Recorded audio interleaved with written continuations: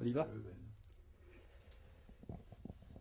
Aujourd'hui, on parle aisément de l'islam et de l'Occident, deux vocables qui regroupent des réalités très variées, très complexes, mais on oppose quand même ces deux blocs. Certains parlent même de clash ou de choc des civilisations. Qu'en pensez-vous? Quelle est votre analyse à vous? Eh bien, ma première remarque à ce sujet, c'est que je lutte depuis très longtemps pour essayer de nous défaire de cette terminologie extrêmement trompeuse qui oppose islam avec un I majuscule et Occident avec un I majuscule, parce que ce sont d'immenses abstractions. Et malheureusement, elles sont reprises par les médias, et les médias donnent le vocabulaire courant à tout le monde. Et ce que peuvent faire les chercheurs ou ceux qui essayent de clarifier ce que j'appelle des mots sacs, comme ces deux-là, leur précision, leurs analyses ne passent pas suffisamment. Et en ce qui concerne l'islam, j'essaye de ramener l'attention aux sociétés. Je prends toujours l'exemple de la société indonésienne, où il y a plusieurs sociétés. C'est un monde à soi tout seul, parce que c'est un grand archipel où il y a des îles, et donc des groupes sociaux, des collectivités qui parlent des langues extrêmement différentes, qui se réfèrent à des mémoires historiques tout à fait différentes, et tout cela est mis de façon arbitraire sous l'étiquette islam. Alors, si nous comparons l'Indonésie au Maroc, la Malaisie au Sénégal, la Tchétchénie à l'Égypte, vous voyez un peu ce que ça donne. L'islam Alors que pour l'Europe, il y a longtemps qu'on a renoncé au mot chrétien ou chrétienté. On ne dit plus la chrétienté, et encore moins le christianisme, pour nommer la diversité européenne. Du côté du mot Occident, c'est la même chose. Car le mot Occident, en arabe, il est vrai, on dit le couchant, le Maghrib, et le Maghrib qui correspond à Arab. Arab, c'est l'Occident aussi, le couchant. Et dans le langage arabe contemporain, l'arabe est plus courant que Europa. Europa, on en parle quand il faut absolument se référer à ce qui se passe, par exemple, en ce moment dans l'Union européenne. Mais couramment, on dit l'arabe. Et dans le mot arabe, on met toute l'Europe et bien entendu les États-Unis, l'Amérique du Nord, alors que le concept d'Occident, si nous l'analysons en tant que concept géopolitique et géoéconomique, il réfère d'abord aux 7 ou aux 8 grands qui se réunissent, les plus puissants du monde, les plus riches économiquement. Ça forme un tout. C'est un Occident géoéconomique, géomonétaire. Il y a aussi un Occident géopolitique, avec les États-Unis, enfin disons l'Amérique du Nord et l'Europe. C'est un ensemble géopolitique qui a les mêmes intérêts, les mêmes visées et très souvent la même politique à l'égard du reste du monde. Une certaine fracture est apparue très récemment entre les États-Unis et certains pays européens, pas tous, au sujet de la guerre d'Irak, mais on voit bien que la notion d'Occident englobe des réalités historiques, des nations, des États, des cultures, des langues qu'il n'est pas possible de nommer comme cela Occident pour construire des entités abstraites que l'on va opposer de manière totalement idéologique, loin de l'histoire, loin de la sociologie, loin de l'anthropologie culturelle, loin de tout ce qui fait la vie concrète et l'identité non seulement des peuples, parce qu'un peuple, si nous disons le peuple français, ça englobe, surtout maintenant, ce que j'appelle des mémoires collectives. La notion de mémoire collective s'intéresse justement à ce qui est la base de référence des identités des groupes. Donc nous sommes extrêmement loin de cette précision. Et nous devons absolument en sortir, et sortir de la formule que vous avez employée, le choc des civilisations. Là aussi, je m'inscris en faux. Dès le début, dès 1993, quand Huntington a publié un simple article de revue qui est devenu une sorte de Bible de justement un Occident imaginaire opposé à un islam imaginaire, construit tous les deux, pour dire « Ah, nous entrons dans l'ère des chocs des civilisations ». Ça n'est pas un choc des civilisations, c'est un choc des ignorances, et des ignorances institutionnalisées, c'est-à-dire qui sont liées à la politique des États, au choix des États en ce qui concerne l'enseignement de leur histoire, l'histoire de l'État-nation en Europe, et l'histoire de l'État-nation qui n'existe pas, mais qu'on fait exister idéologiquement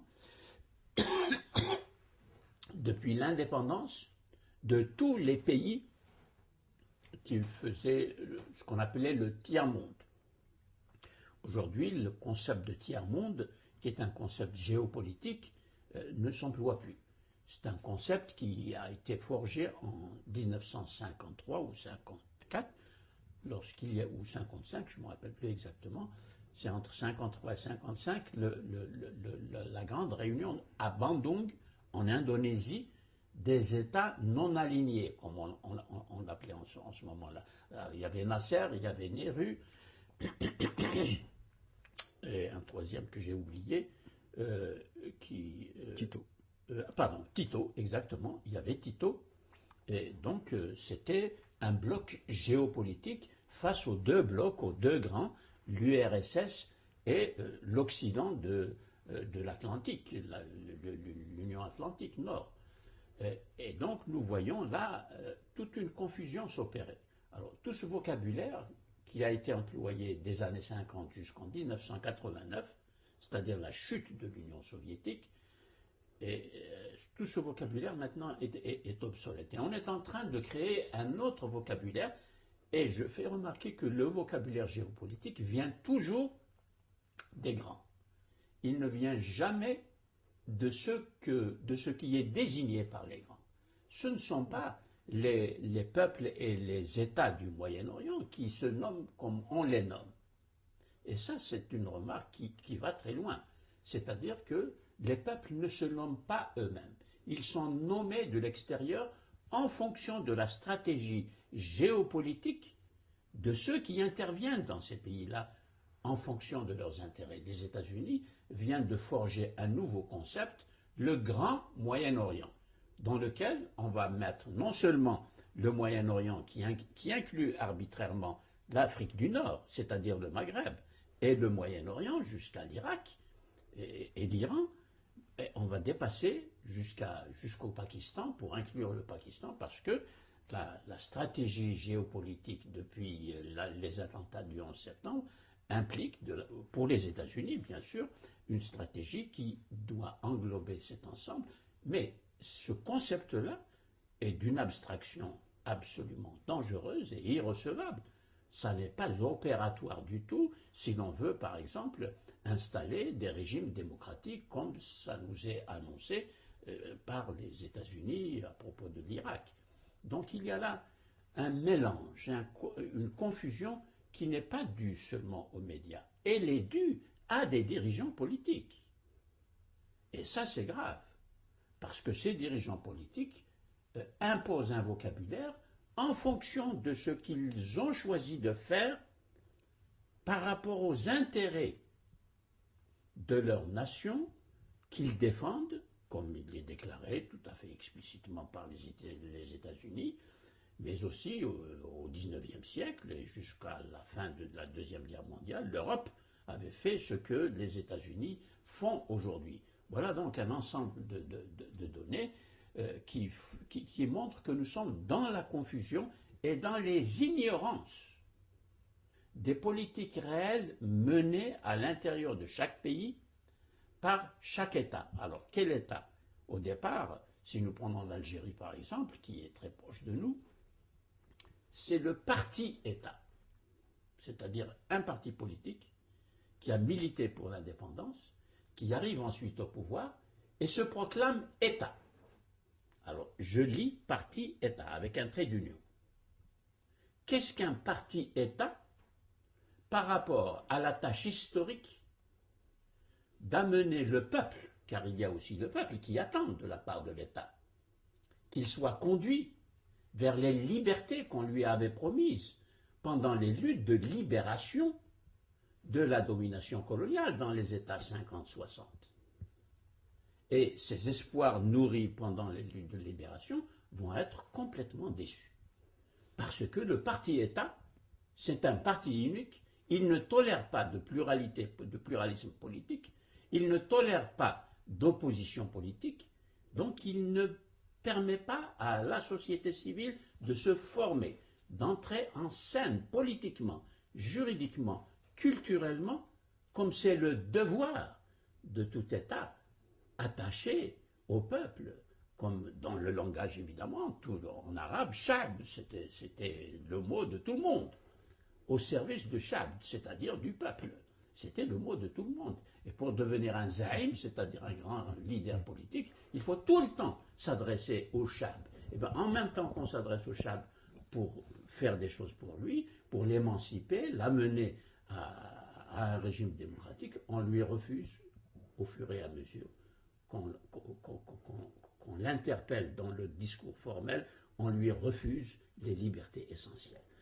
Alors ça nous conduit à la situation dans laquelle nous nous trouvons. Vous avez abordé plusieurs choses sur lesquelles je souhaite qu'on revienne d'une manière Absolument, plus... oui, ça c'est une réponse générale, et encore je suis allé vite parce que je voudrais prendre pays par pays pour montrer l'analyse concrète. Je vais vous poser des questions vraiment simples avec des réponses, si c'est possible, courtes. La première, lorsqu'aujourd'hui on parle du monde arabo-musulman, ça vous dit quelque chose ou c'est une notion complètement aberrante? Alors ça aussi, c'est une question qui est liée à ce que nous venons de dire. Le monde arabe, le nationalisme arabe, l'unité du monde arabe était le cœur de la politique de Nasser. Abdel Nasser, en Égypte, qui est arrivé au pouvoir avec ce qu'on appelait les officiers libres en 1952, et aussi le Ba'ath, qui lui est parti de Syrie et d'Irak, avec Michel Aflaq. Les deux ont développé une sorte de concurrence, convergence vers la proclamation de l'unité de la nation arabe avec un N majuscule, l'Umma al-Arabiya. Et puis le Qawmiya, c'est-à-dire le nationalisme de cette unité arabe, de cette grande nation arabe, qui va inclure tout le monde arabe depuis l'Euphrate, l'Irak, jusqu'au Maroc. Alors ça aussi, c'est une étendue totalement idéologique. C'est une construction abstraite de nouveau, qui ne correspond absolument à rien et qui va nier les réalités culturelles, va nier les mémoires collectives et les mémoires historiques. Car l'histoire, le parcours historique du Maroc, par exemple, qui a un État qui subsiste dans sa continuité depuis 789, l'arrivée des Idrissides au pouvoir au Maroc, jusqu'à maintenant, la monarchie marocaine est le plus vieil État du monde. Alors qu'à côté, l'Algérie n'a pas une telle continuité de l'État. Il y a eu des États éphémères sur le territoire algérien, qui ont duré peu de temps, et puis il y a des dynasties qui se succèdent, etc.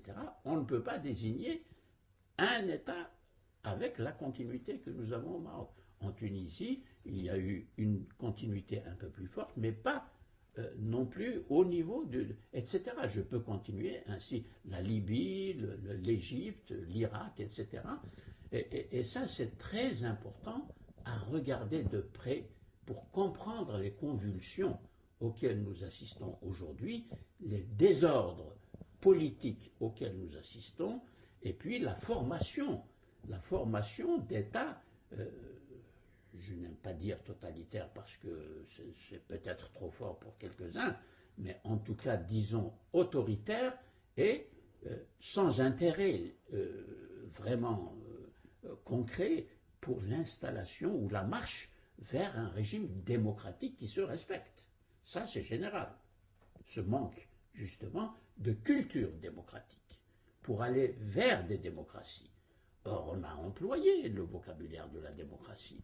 On a introduit des institutions formelles, comme le Parlement, comme la Constitution, comme les votes, qui est l'arsenal habituel du régime. Je l'appelle arsenal parce que, exactement, c'est un mot qui dit ce qu'il doit dire ici, dans cette situation. Alors, il y a tout un arsenal, on a le vocabulaire, mais le contenu n'y est absolument pas.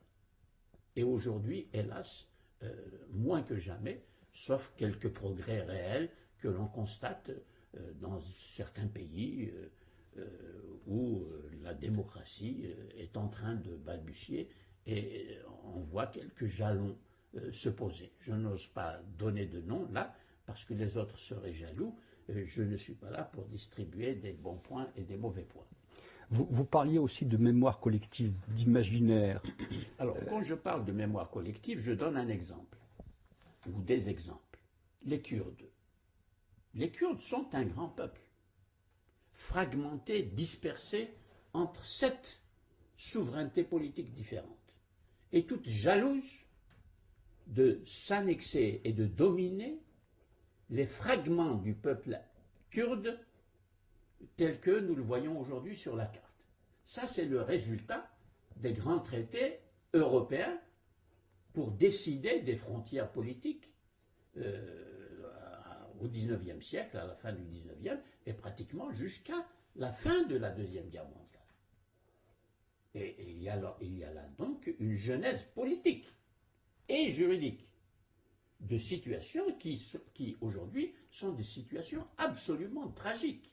C'est ce que j'appelle des tragédies humaines politiquement programmées. Voilà l'exemple concret. Si nous regardons au Maghreb, nous avons une situation qui n'est pas aussi tragique que celle des Kurdes, parce que le peuple maghrébin, le vaste peuple maghrébin, de Benghazi, la frontière égypto-libyenne, jusqu'au Maroc, et de la Méditerranée jusqu'au Niger, c'est un immense espace. Cet espace est anthropologiquement nommé berbère. Le mot ne convient plus aujourd'hui parce que les intéressés le rejettent. C'est un mot qui a été donné à ce peuple au temps des Romains. Parce que barbaroi, ça veut dire des gens qui baragouinent une langue que les Romains, évidemment, ne comprenaient pas. Les Arabes ont repris le mot et l'ont gardé. Ibn Khaldoun, dans sa grande histoire, il l'a intitulé Tarikh al-Barbar en arabe. Histoire des Berbères, Ibn Khaldoun. 14e siècle, il est mort en 1406. Donc il y a là quand même une réalité anthropologique, culturelle, historique, extrêmement importante. Et non, nous allons l'effacer. On n'en parle pas du tout. À l'école, par exemple, on n'en parlera pas. Silence absolu. Alors qu'il y a des millions de citoyens algériens et marocains, moins en Tunisie, pour des raisons historiques, quelques-uns en Libye encore aujourd'hui, dans le Jebel Nafoussa. Eh bien, tout ça, on va l'effacer. Et on va l'effacer dans cette période de libération, après les libérations.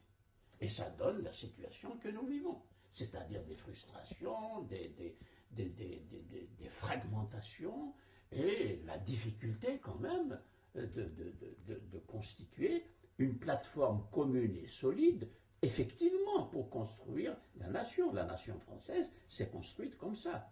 Et d'ailleurs, nous constatons en France des réémergences de ce qu'on peut appeler des différences provinciales ou des différences qui se veulent même presque nationales, comme la Corse et la Bretagne. Ça, c'est un phénomène qu'on retrouve dans le monde entier. Je voudrais revenir encore sur la mémoire collective et l'imaginaire. Vous pensez que l'islam ne joue aucun rôle, l'islam n'est pas fédérateur, l'islam ne nourrit pas la mémoire collective de cette région. Vous voyez que quand on descend dans la réalité des sociétés et des peuples, nous découvrons justement des univers de culture, de langue, de croyances qu'on va nommer religieuses, mais qui ne sont pas nécessairement des croyances islamiques. Par exemple, au Maghreb, il y a des croyances de la religion africaine avant l'islam, et qui durent et qui perdurent à travers une couverture plus ou moins mince ou plus ou moins épaisse de croyances islamiques. Et tout cela aussi, on l'efface, ça n'existe pas. Et comme on n'enseigne pas l'anthropologie, justement pour ne pas réveiller ces différences et pour construire la nation telle que l'a définit le parti-État, et non pas une culture démocratique quelconque, eh bien, nous employons le mot islam pour couvrir cette diversité. Mais il se trouve que cette diversité n'arrive pas à être éradiquée. Les États échouent à éradiquer cette diversité. Elle s'exprime au contraire dans une différenciation progressive et des oppositions politiques qui nous causent les ennuis que nous avons aujourd'hui.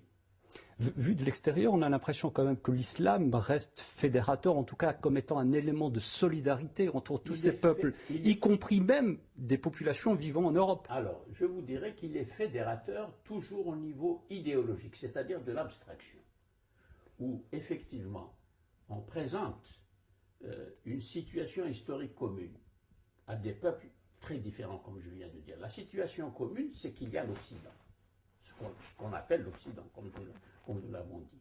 Et l'Occident est présenté comme l'ennemi contre lequel il faut se battre, parce qu'il est contre l'évolution historique libre de l'ensemble des peuples.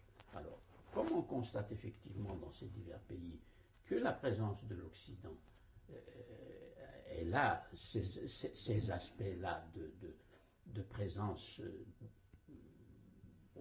hostile, disons-le, et qui vient de l'extérieur et qui ne prend pas en charge du tout les intérêts des pays, parce qu'on a vu par exemple se constituer ces partis-États pendant longtemps. L'Europe, aussi bien que les États-Unis, se sont accommodés de ces sortes de dictatures et de pouvoirs qui se sont exercés contre les peuples et contre la nécessité de construire cette fameuse nation. Car la nation est toujours en gestation.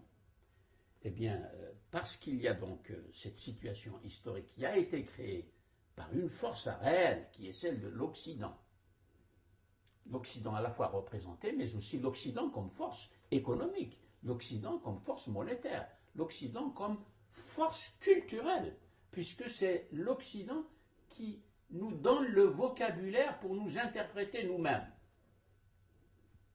Il faut passer par le vocabulaire forgé dans les universités, par les chercheurs en Europe et en Amérique pour nommer les réalités qui se vivent. Alors on ne les nomme pas de façon adéquate, parce que ce vocabulaire ne surgit pas des tensions internes aux sociétés. Et voilà pourquoi ça se passe dans une sphère entièrement fabriquée, là aussi, et cette sphère ne fonctionne qu'au niveau de ce que les sociologues appellent les imaginaires sociaux, c'est-à-dire des représentations de soi, des images mentales qui vont être gonflées. Mais c'est de la faute de la suprématie de l'Occident ou c'est de la faute de la faiblesse du monde arabo-musulman? Les deux. Les deux, et c'est ce que j'essaye de faire depuis toujours. Je suis pas à pas ce qui se passe à l'intérieur. J'analyse les démissions, les omissions, les oppressions, les refus de liberté à l'intérieur. Et il y a encore d'autres facteurs que je peux nommer, par exemple l'instrumentalisation de l'islam comme force de soulèvement historique. Et non pas du tout comme religion, non pas du tout comme expérience spirituelle, non pas du tout comme foi, comme on l'a entendu à propos du voile en France. Je mets le voile parce que c'est ma foi. C'est absolument faux pour le sociologue.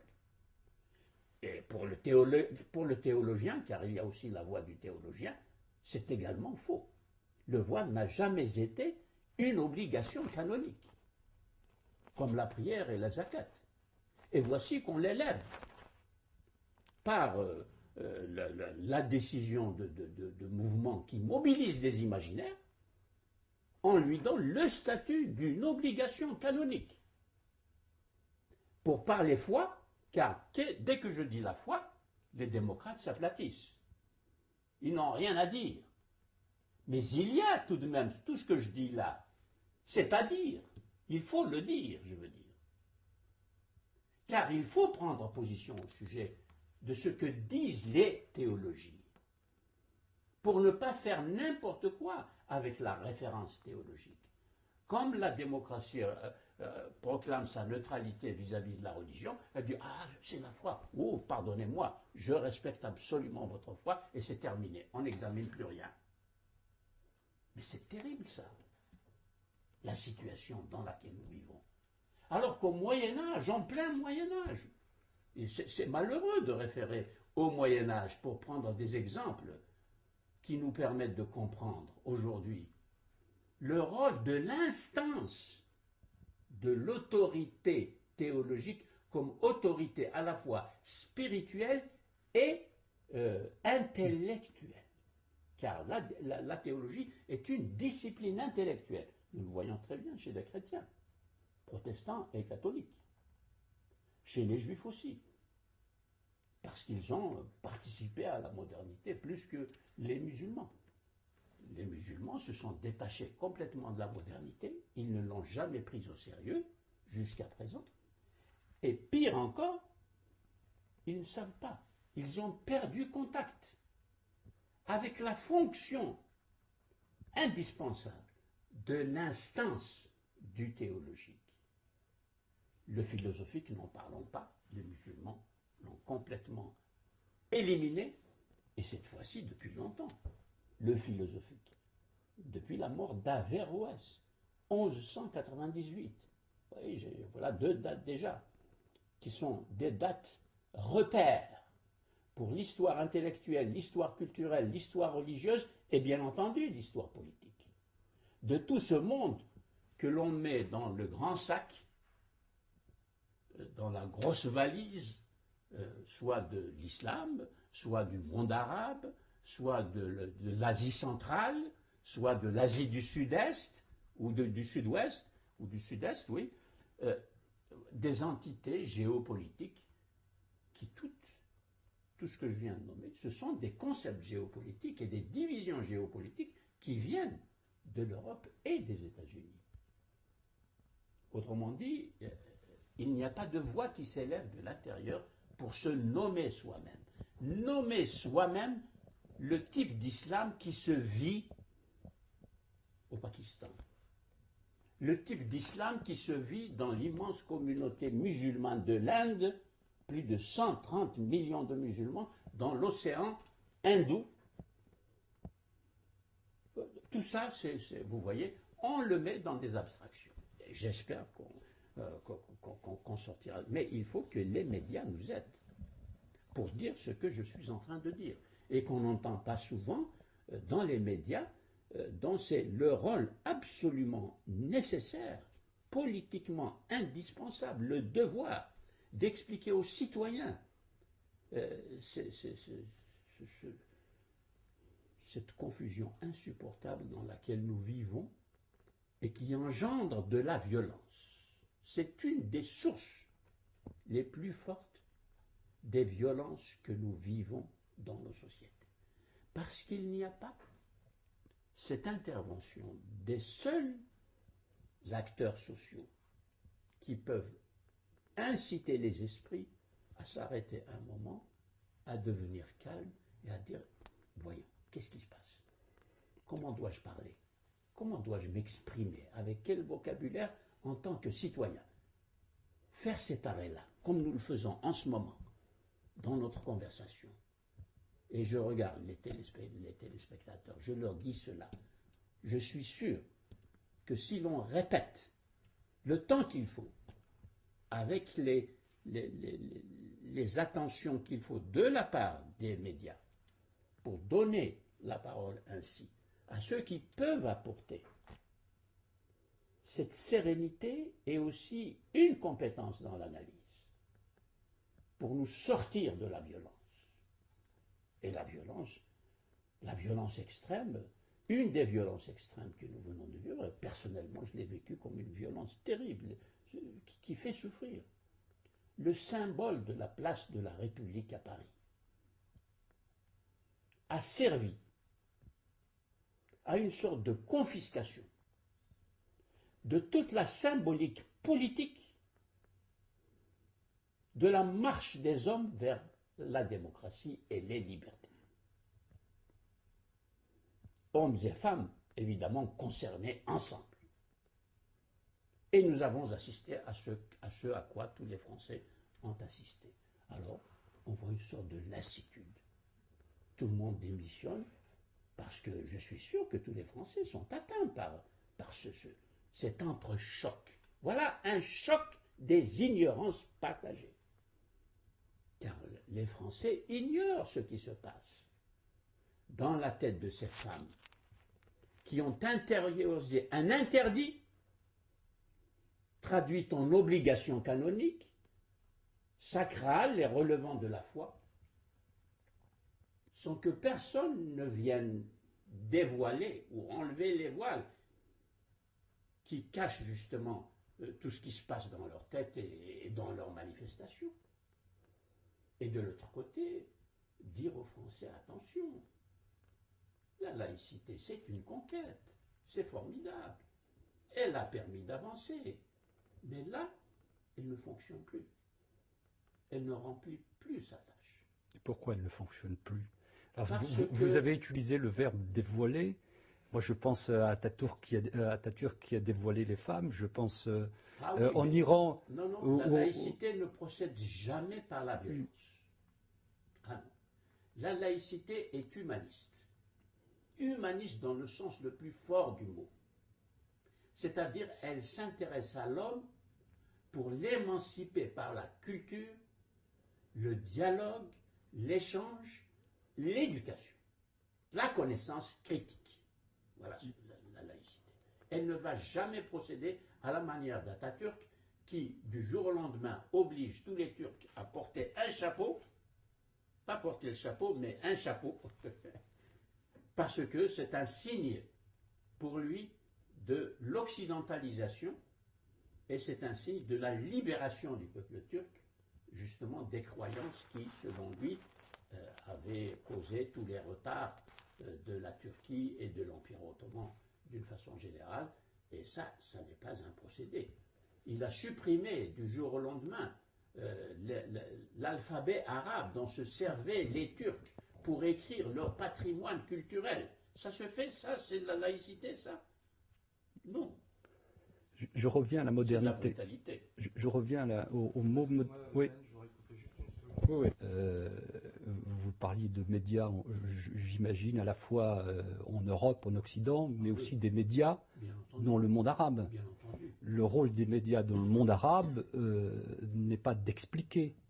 Il joue beaucoup sur l'émotion. Absolument, oui, absolument. Et c'est encore plus pervers, je dirais, que ce que nous avons en Europe, parce que tout de même en Europe, il arrive que nous ayons des émissions culturelles, de vraies émissions culturelles, et que nous ayons des débats qui sont très formateurs pour la citoyenneté, pour l'esprit civique et pour éclairer les citoyens sur leur conduite de citoyens. Ce que je voulais dire, pardonnez-moi, c'est les médias, l'enseignement dans le monde arabe, tout ce qui participe à construire l'imaginaire ne fait qu'attiser cet affrontement, cette opposition entre les deux blocs. Exactement, oui. Et bien que maintenant, dans le monde arabe, on puisse regarder des chaînes internationales qui viennent d'ailleurs, eh bien, les chaînes nationales ne se corrigent pas pour autant. Elles continuent à donner des informations, par exemple, qui sont toujours très contrôlées par le pouvoir en place. Bon, il y a des contrôles qu'on peut comprendre pour ne pas exciter certains mécontentements et provoquer des désordres, d'accord, mais il y a des contrôles qui sont préjudiciables à l'expansion de la culture démocratique citoyenne. Et cette distinction-là, on ne la fait pas. Parce que, d'une façon générale, la culture démocratique manque. Parce que la culture démocratique, ça ne s'invente pas. D'abord, ça se vit. Et ça se vit avec des références. Et des références à quoi? Au travail des historiens, au travail des sociologues, au travail des anthropologues, au travail des philosophes. La Révolution française et anglaise et américaine sont impensables s'il n'y avait pas eu des Descartes, des Leibniz, des Spinoza, des John Locke, des David Hume, des Voltaire, etc., qui ont réfléchi sur l'État. Qu'est-ce que c'est que l'État? Quelles sont les fonctions de l'État? Quels sont les devoirs et les obligations de l'État vis-à-vis de la société civile, comme nous l'appelons aujourd'hui, vis-à-vis des peuples et vis-à-vis de cette nation qui a une âme nationale fondée sur des références. Et ces références-là, elles se nourrissent de l'apport des chercheurs en sciences sociales. La même chose peut se produire dans le monde musulman? Mais bien entendu. Il suffit d'avoir un gouvernement démocratique. Et s'il est démocratique, si les membres du gouvernement ont reçu la culture démocratique, ils vont faire un système éducatif autrement plus ouvert que celui dont ont souffert un grand nombre de peuples. Imaginez la façon, dans l'histoire de chaque pays, si nous prenons le Maghreb par exemple, brusquement, la frontière politique de Tunisie, Libye, Algérie, Maroc sont devenues des frontières également culturelles. Ce qui est inadmissible. L'espace maghrébin est un espace culturellement continu, à condition d'admettre, comme nous l'avons dit, d'admettre toutes les cultures et les langues qui s'expriment dans cet espace. Je l'appelle espace maghrébin, pour ouvrir justement, transgresser les frontières politiques. Et regardez avec quelle énergie les frontières politiques sont devenues des lignes maginaux. Le commerce entre les 5 pays du Maghreb est presque nul. Le commerce en général, même le commerce. La circulation des hommes et des femmes, des citoyens, est contrôlée infiniment plus qu'elle ne l'est dans la circulation verticale, enfin nord-sud. Ça, c'est des réalités que nous vivons. C'est absolument insupportable d'en être arrivé là. La question du Sahara est pendante depuis que les Espagnols sont partis.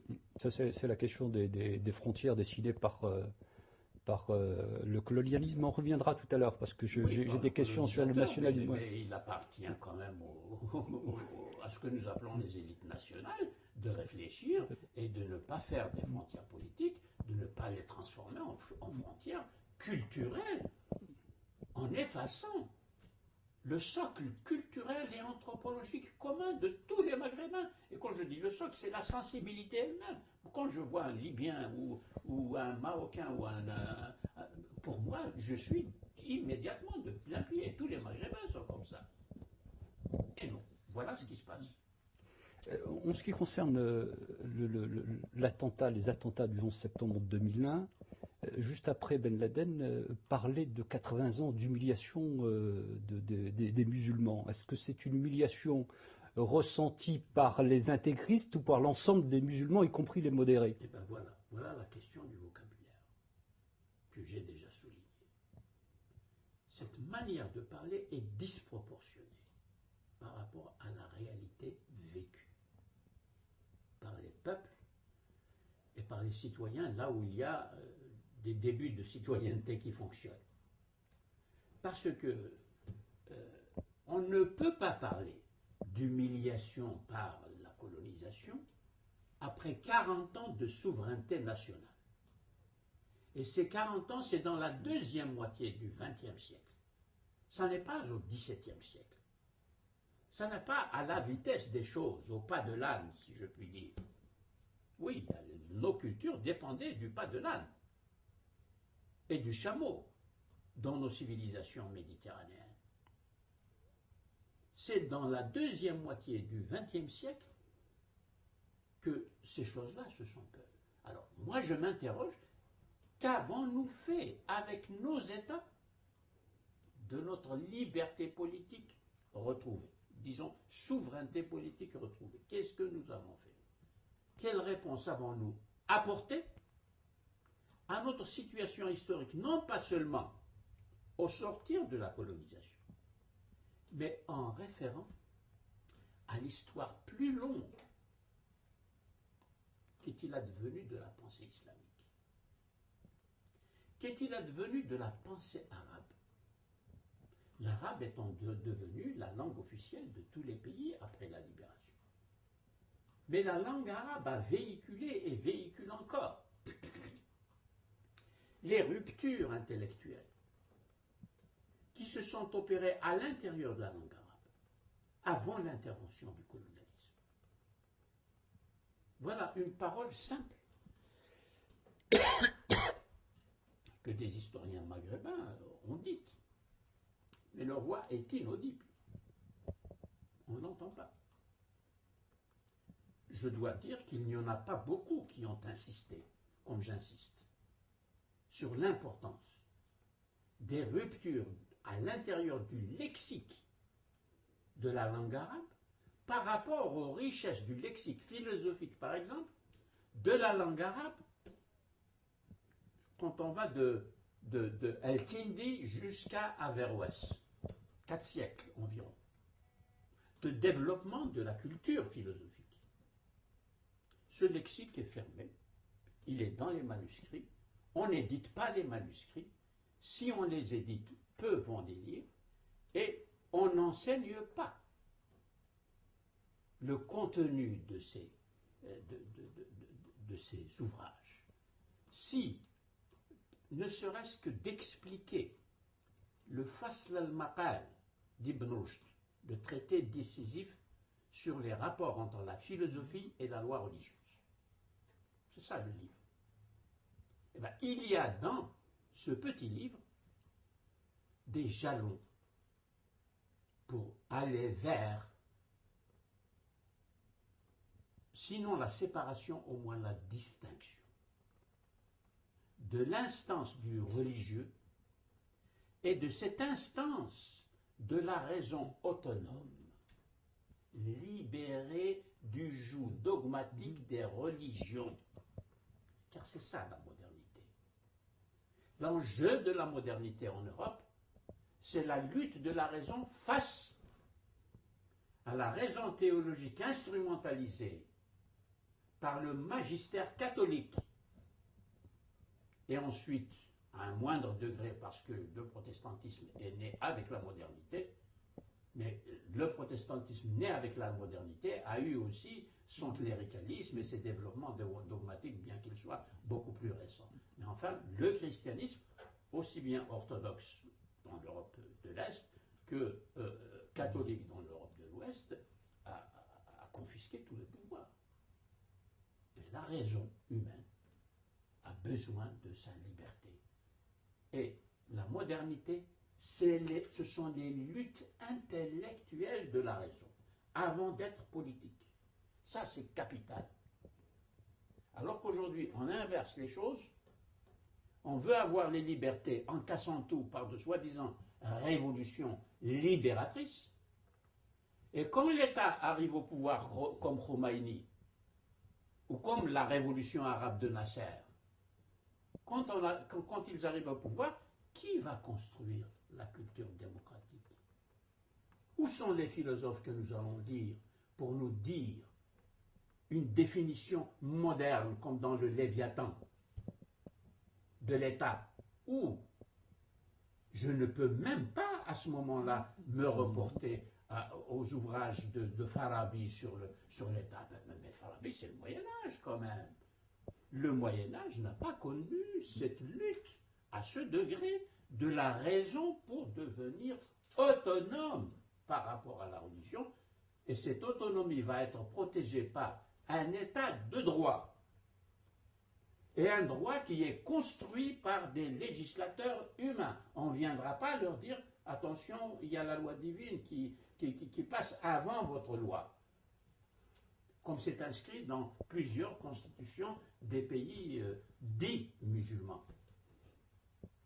Tout ça, c'est énorme. C'est énorme. Et alors, l'aveuglement qui a été créé par un système éducatif dans le monde arabe et musulman en général. L'aveuglement au sujet de la modernité. Nous l'avons vu avec la réaction au sujet de la loi sur le voile en France. Derrière la réaction française devant le voile, il y a toute la modernité. Tout le cheminement et les luttes et le sang qui a coulé des citoyens pour arriver à cette modernité, à ce que représente la place de la République et la Bastille à Paris. Tout ça est effacé. Et on inverse les valeurs en donnant une leçon de liberté religieuse à la France, qui est accusée de ne pas respecter les religions et la foi religieuse, parce qu'il y a eu cette fameuse... Bon, on peut discuter sur la loi, et ça a été discuté, et ça va continuer d'être discuté. Ça n'est pas le problème ici. Je traite, et il faut traiter, de l'essence même de la modernité, qui concerne la condition humaine. Nous avons beaucoup d'intellectuels musulmans qui disent « Mais tout ça, c'est un cheminement de l'Europe, c'est son affaire, c'est particulier à l'Europe. » C'est absolument faux. Car la lutte de la raison pour sa liberté, elle est de tous les temps. Je peux citer Abu Hayyan Tawhidi, je peux citer Miskawayh, des philosophes qui se sont battus pour l'autonomie de la raison au Xe siècle à Bagdad et à Téhéran d'aujourd'hui, à Isfahan et à Shiraz, dans l'Iran d'aujourd'hui. Mais comme on ne connaît pas cette histoire, on dit n'importe quoi. Et on dit que le parcours européen pour la modernité, c'est leur affaire à eux. Nous avons nos références, notre modèle qui va fonctionner, etc., etc. Et nous en sommes là. Et malheureusement, on ne peut pas le dire partout, comme nous le disons ici, parce qu'il y a le terrorisme à côté.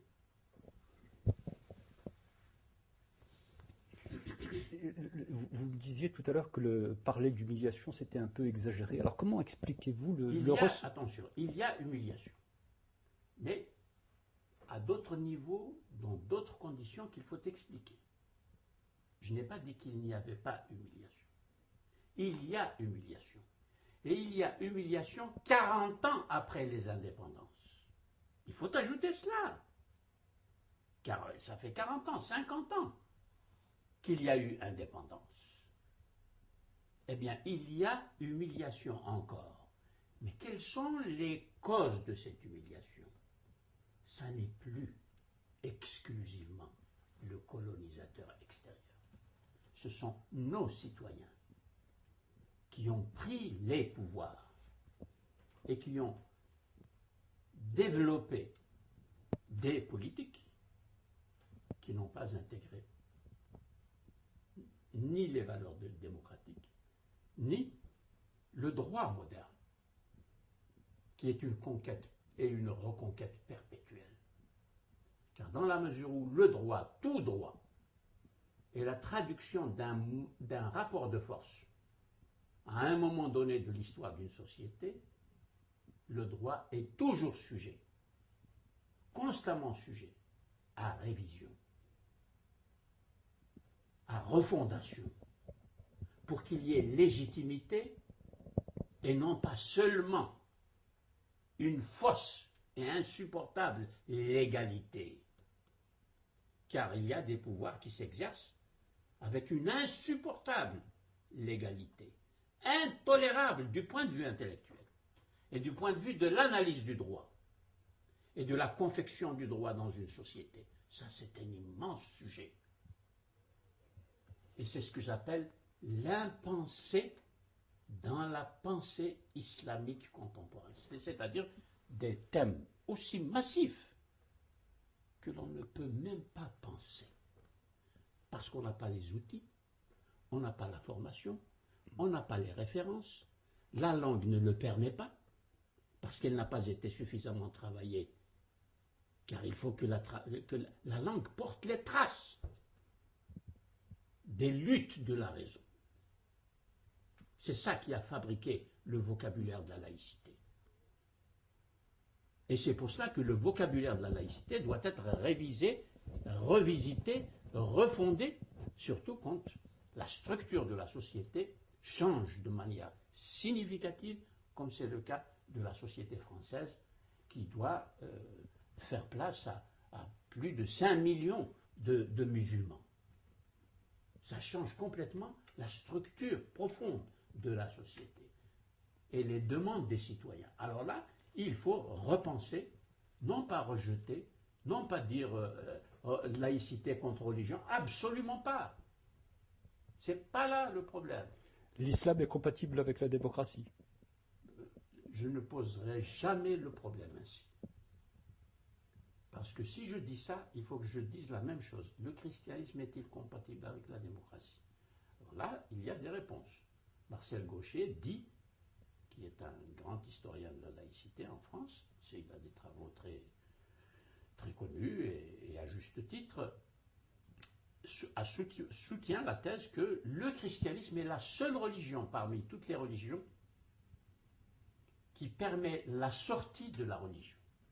C'est-à-dire que sortir du religieux se trouve déjà inscrit dans les enseignements du christianisme. Alors, je demande à voir, c'est une question entre lui et moi, une discussion entre lui et moi, mais on se comprend très bien. Et puis, je demande à voir, en ce qui concerne, quid de l'islam, quid du judaïsme, quid de l'hindouisme, quid du confucianisme, c'est-à-dire que nous avons des religions vivantes. Nous ne sommes pas les seuls sur Terre. Mais ma question, quid de l'islam? Eh bien, quid de l'islam à l'intérieur de cela? Alors, je ne peux pas répondre à la question uniquement pour l'islam. Bon, on peut esquisser des réponses, mais les recherches ne sont pas faites dans cette direction jusqu'à présent. Ce qui a été fait est très insuffisant. Et de toute façon, la réponse ne peut pas être donnée uniquement pour une religion sans examiner les autres religions pour apporter des preuves a contrario. Et montrer que, effectivement, le christianisme, par exemple, est bien la seule religion. Mais le dire comme ça, sans avoir fait tout cet examen, le scientifique ne peut pas l'accepter. Aujourd'hui, 21e siècle, fin du 20e siècle, il y a des démocraties quasiment dans tous les pays chrétiens. Dans le monde musulman, il n'y a pas de démocratie. Oui, mais il y a des démocraties dans les pays chrétiens, mais il y a toujours la tension entre le regard chrétien sur la démocratie et le regard laïque sur la démocratie. Nous l'avons vu dans la discussion qui vient de s'engager en France à propos du voile. Et nous le voyons aussi dans d'autres exemples. Par exemple, il y a un événement qui s'est passé en France le 12 décembre 1989. C'était la célébration du bicentenaire de la Révolution et le président Mitterrand a fait entrer l'abbé Grégoire au Panthéon. Et Mitterrand, qui est un grand connaisseur de la symbolique politique, voulait rapprocher ce que les historiens appellent les deux France. Justement, la France qui veut une démocratie mais de type chrétien et la France qui veut une démocratie de type laïque totalement détachée du religieux. Car l'abbé Grégoire, pendant la Révolution, a signé la constitution civile du clergé, ce qui est un acte théologique que l'Église jusqu'à présent n'a pas entériné. Et le cardinal Lustiger a été invité par Mitterrand à participer à cette cérémonie républicaine de réconciliation des deux France sur un point de symbolique politique et religieuse qui ne sont pas en tension de lutte, mais en tension théorique, en tension de conception. Le cardinal Lustiger n'est pas venu à cette cérémonie parce qu'il considère que l'abbé Grégoire, bon, il peut aller au Panthéon, en quelque sorte, c'est sa place, parce que, justement, il avait pris une position qui n'a pas tenu compte du magistère catholique, qui veut que le clergé aussi lutte pour son indépendance. Mais il lutte pour son indépendance et son autonomie grâce à la modernité. Car il a longtemps lutté contre la modernité, comme l'islam lutte contre la modernité. Alors, à propos de modernité, les islamistes disent qu'il faut islamiser la modernité. Il ne faut pas abandonner l'islam pour la modernité, mais il faut islamiser la modernité. Qu'est-ce que vous en pensez? J'en pense ceci. Ceux qui le disent n'ont pas fait d'histoire de la pensée dans l'espace méditerranéen, tout l'espace méditerranéen, et l'espace de la pensée au niveau de l'histoire des religions et de l'histoire des systèmes de pensée philosophiques. Ils ignorent ce qui s'est passé dans l'histoire. Et ils ignorent comment ça s'est passé, et ils ignorent par conséquent les enjeux de cette lutte. Le statut dont j'ai parlé de la théologie, par exemple, est en discussion. Le statut de la pensée philosophique est en discussion. Tout est en discussion. Ça, c'est notre situation actuelle. C'est pour cela qu'on parle de postmodernité. Et moi, je parle de métamodernité. C'est-à-dire, méta, ça ouvre un autre espace de confrontation. La confrontation que nous sommes en train de vivre en France entre un islam qui est le résultat historique de toutes ces ruptures que j'ai mentionnées de la pensée islamique par rapport à elle-même et qui surgit dans un espace historique français et une société française du début du XXIe siècle, où la laïcité elle-même est en débat, la modernité elle-même est en débat, parmi les chercheurs, les philosophes, les penseurs, etc., les artistes, les écrivains, tout est en débat. C'est pour cela que je dis méta, parce qu'il faut voir qu'il y a un autre espace qui est en train de s'ouvrir, et qui n'est plus l'espace de l'État-nation, Union européenne. Car jusqu'à présent, le rapport modernité, tradition ou religion s'est déroulé à l'intérieur de l'espace de l'État-nation. Espagnol, anglais, allemand, hollandais. Et voilà pourquoi nous voyons des compromis différents entre la religion et la laïcité dans les différents pays européens. Parce que le parcours a été effectivement à l'intérieur des frontières.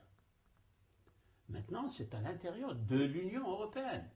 Et nous voyons les Européens qui sont en train de s'interroger. Vous mettez les Polonais et les Français ensemble au sujet de cette question, ben, c'est un autre espace. Je comprends tout à fait ce que vous dites, mais l'islam qui s'exprime aujourd'hui, c'est un islam qui s'exprime par le terrorisme, par la violence, par un certain nombre d'actes comme ça. Il n'y a pas de pays musulman qui est un exemple positif. Malheureusement. Malheureusement, et je suis très malheureux de ne pouvoir citer effectivement aucun exemple, ou presque. Il y a deux exemples qui me viennent à l'esprit, mais encore une fois, je ne veux pas les nommer, pour ne pas avoir l'air de distribuer des points. Mais j'ai deux exemples dans l'esprit de pays musulmans où il est en train de se passer des choses qui sont prometteuses. Le Maroc Sans doute, oui. Et le deuxième, c'est... Le deuxième, c'est évidemment la Turquie. Vous avez fini par me les faire dire. Dans tous les cas, vu que c'est une Mais discussion... la Tunisie, par exemple, est très bien placée dans cette marche. La Tunisie a précédé les autres dans la ligne de l'ouverture à la modernité.